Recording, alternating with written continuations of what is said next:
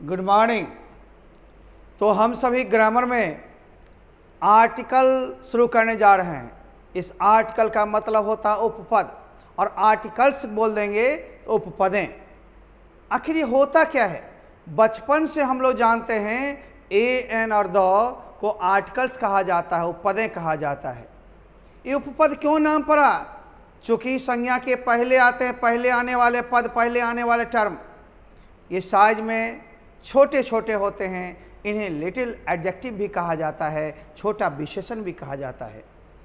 Modern English grammar में articles determiners के अंतर्गत आते हैं। डिटरमाइनर्स वे हैं जो सिर्फ नाउन के पहले आते हैं। डिटरमाइनर्स वे हैं जो सिर्फ नाउन को ही निर्धारित करते हैं, नाउन को ही निश्चित करते हैं। आप संख्या में आर्टिकल्स को 3 देखते हैं, ए एन और द, लेकिन प्रकार इसके 2 हैं, एक डेफिनिट और दूसरा इनडेफिनिट। द को डेफिनिट आर्टिकल कहते हैं और ए और एन को इनडेफिनिट आर्टिकल कहते हैं। अब हम लोग ले रहे हैं आर्टिकल्स का प्रयोग हमेशा नाउन के पहले ही किया जाए तो बेहतर है, लेकिन कभी कभी एडजेक्टिव या एडवर्ब यानी विशेषण या क्रिया विशेषण के पहले भी तब किया जा सकता है जब उस विशेषण का संज्ञा आए। यदि संज्ञा नहीं आए तो आर्टिकल का प्रयोग नहीं करें। अब ध्यान देंगे मेरे बच्चों, ये शॉर्ट कोर्स के लिए है, इसलिए एक भाषा में आप समझते हुए चलेंगे। अब हम लोग फिर से देखें इस नोट्स को समझते हुए, तब हम इसके प्रयोग को चलेंगे। आइए, ये आर्टिकल्स उपपदें ए एन और द को आर्टिकल्स कहा जाता है। किसको? ए एन और द को। ये आर्टिकल्स को डिटरमाइनर्स के अंतर्गत रखा गया है, डिटरमाइनर्स के अंतर्गत रखा गया है। और डिटरमाइनर्स वे होते हैं जो निश्चित करते हैं कि इनके बाद कोई संज्ञा हो, यानी संज्ञा के पहले ही आर्टिकल्स आ सकते हैं। आर्टिकल्स के 2 प्रकार होते हैं, एक डेफिनिट, द को डेफिनिट कहते हैं, और ए एन को इनडेफिनिट कहते हैं। अतः 2 प्रकार के आप आर्टिकल्स को ही देख लिए। आर्टिकल का प्रयोग किसी नाउन के पहले किया जाता है, लेकिन इसका प्रयोग कभी कभी एडजेक्टिव या एडवर्ब के पहले तब किया जाता है जब उस एडजेक्टिव के बाद कोई संज्ञा यानी नाउन आए। जैसे एग्जाम्पल के लिए हम लोग देखते हैं, आप गौर कीजिएगा, यहां पर आप देखिए ये नाउन है, ये नाउन है। अतः नाउन जब सिंगुलर हो, आपने ए एन का प्रयोग किया है, अतः नाउन के पहले हम आर्टिकल का प्रयोग किए हैं। आप देख लीजिए, एप्पल भी नाउन है, यहाँ भी एन का प्रयोग किए हैं, लेकिन जब यहाँ पर टाल एडजेक्टिव है, जो विशेषता बताने वाले शब्द होते हैं, उनके पहले आर्टिकल हम लोग तब तक नहीं करेंगे जब तक उसके बाद संज्ञा ना हो। यहाँ पर सिर्फ एडजेक्टिव है, इसलिए आर्टिकल का प्रयोग नहीं किए हैं। लेकिन यही टाल के बाद बॉय आ गया, नाउन आ गया, यहाँ पर हमें एडजेक्टिव के पहले एन लगाने में कोई दिक्कत नहीं है। अब कब लगाएंगे, कब लगाएंगे एन, कब लगाएंगे द, ये तो बाद की बात है। वैसे उच्चारण के लिए भी थोड़ी जान लीजिए। डिटेल्स के लिए बुक को देखते रहेंगे, नोट्स को देखते रहेंगे। ये 7 ड्यूरेशन कोर्स है, इसलिए सिर्फ समझते हुए, बनाते हुए हम लोग भागते चलेंगे।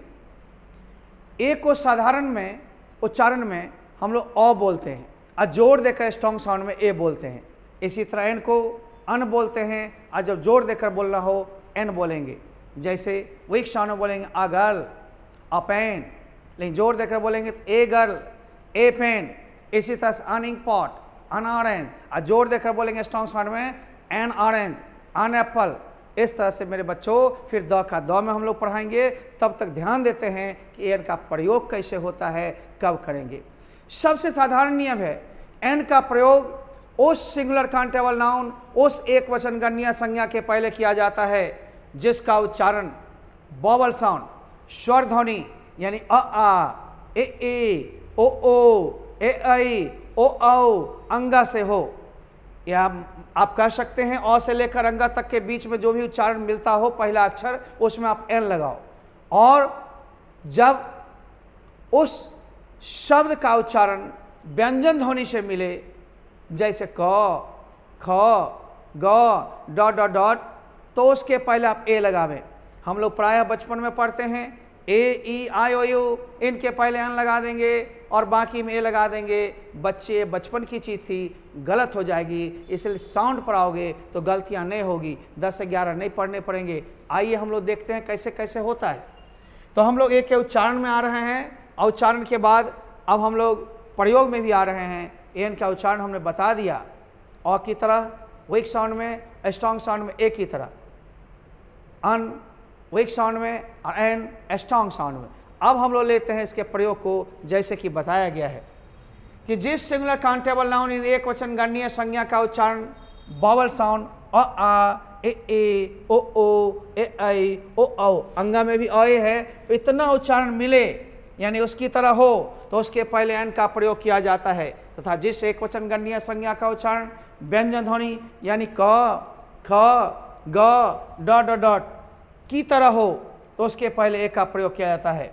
अब हम लोग उच्चारण के हिसाब से पहले एन को चुनना सीखेंगे, एन को भरना सीखेंगे, एन को लगाना सीखेंगे, यूज करना सीखेंगे और उसके बाद फिर चुनना सीखेंगे ऑब्जेक्टिव में। पहले सब्जेक्टिव आपके स्ट्रांग होने चाहिए। आइए बच्चों हम लोग देखते हैं।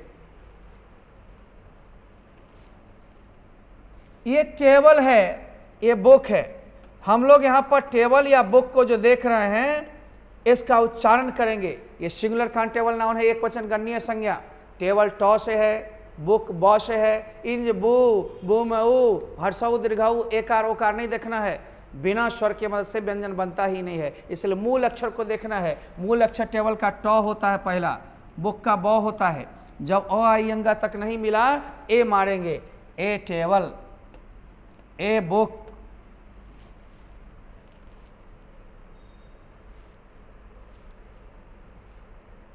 इसी तरह मेरे बच्चों हम लोग फिर आते हैं और देखते हैं। पेन प से है, ए पेन, एप्पल ए से है, एन एप्पल, ऑरेंज आ से है, एन ऑरेंज, अम्ब्रेला अ से है, एन अम्ब्रेला। यूरोपियन ई से बॉवल की तरह दिखता है, बॉवल लेटर है लेकिन कॉन्सोनेंट साउंड है या की तरह, इसलिए सब मारेंगे। अब आप गुरु जी के पास गए, या तो बोलेंगे कुमार सर अपना दिखाते हैं, या फिर बोलेंगे कि नहीं लिखो, यदि ई से शुरू है परंतु उसका उच्चारण ई की तरह ना होकर य की तरह हो तो उसमें ए लगेगा। इस तरह से लेटर को अलग अलग पढ़ने में बहुत सारे रूल्स आएंगे। आप सारे रूल के लिए एक मास्टर रूल याद रखो, vowel sound and consonant sound. ओ से अंग तक मिले एन लगाओ, नहीं मिले ए लगाओ, सबसे सिंपल रूल यही है। आओ यूजफुल य से हो रहा है अतः ए यूजफुल। इसी तरह हम बढ़ेंगे। लोग प्रायः जो है इसको समझ जाते हैं ये कॉन्सोनेंट साउंड है, ये कॉन्सोनेंट लेटर है, इसमें ए होगा। जी नहीं, जो शॉर्ट फॉर्म हो उसका अलग अलग आप उच्चारण करोगे। जैसे एम एल ए, एम आप कैसे लिखे, एम का पहला क्या है ए, तो इसमें एन एम एल ए होगा। एस डी ओ, एस कैसे लिखते हो, इसका पहला क्या है ए, इसलिए अन एस टी ओ। लोग समझता है कॉन्सोनेंट में वॉवल, तो प्राय टीचर लिखा देंगे कि शॉर्ट फॉर्म में प्राय एन होता है, ऐसी भी बात नहीं है। वीडियो बॉ से होता है, अब बॉ में ए लगाते हैं, इसलिए देखना है, ध्यान देना है, ठीक से उच्चारण करना है। होटल ह से होता है, पहले अंग्रेज के समय में इसको भी एस साइलेंट करके होटल बोलता था। तो रेन एंड मार्टिन बुक में एन होटल लगी हुई है, लेकिन अब नहीं, अब होटल होता है। आप देखते हैं हॉर्स, ए हॉर्स, ये आवा में एच साइलेंट है, आवरली में एच साइलेंट है, ऑनेस्ट में एच साइलेंट है, ऑनरेबल में एच साइलेंट है, एयर में एच साइलेंट है। तो जहाँ जहाँ साइलेंट है एच, उसका आ की तरह उच्चारण हुआ आवा, इसीलिए इसमें एन का प्रयोग होगा। देख रहे हो ना, यही सब गड़बड़ी होती है। लोग थोड़े थोड़े से, इसे लेटर को मत देखो, लेटर के उच्चारण को देखो मेरे बच्चे।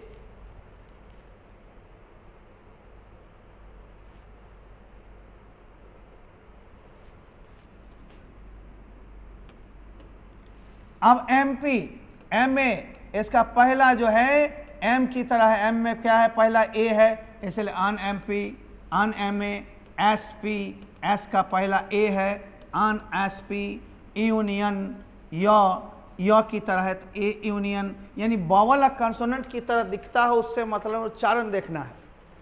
यूनिवर्सिटी य से है, देख रहे हो लास्ट में लिख दिए हैं अ यूनिवर्सिटी।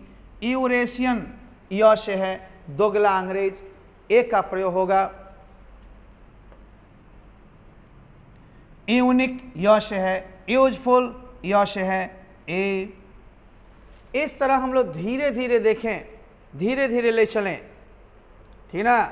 लेकिन हमारा ऑफिसर क्या है, ऑफिसर आ से हो गया तो हम लोग क्या लेंगे, अन ऑफिसर, अन ऑफिसर। इस तरह से ठीक से आप लोग देखोगे, दिखेगा, जचेगा, लगेगा ठीक। अब आप देखो हम लोग 22 नंबर पर चल रहे हैं।